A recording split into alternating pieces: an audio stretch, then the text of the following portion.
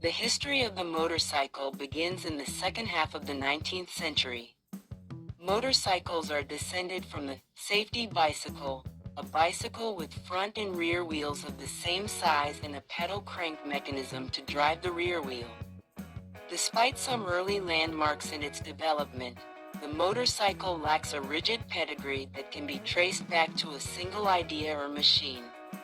Instead, the idea seems to have occurred to numerous engineers and inventors around Europe at around the same time. The first internal combustion, petroleum-fueled motorcycle was the Daimler Reitwagen. It was designed and built by the German inventors Gottlieb Daimler and Wilhelm Maybach in Bad Cannstatt, Germany, in 1885.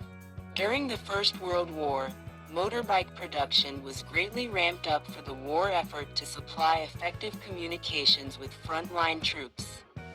Messengers on horses were replaced with dispatch riders on motorcycles carrying messages, performing reconnaissance and acting as a military police.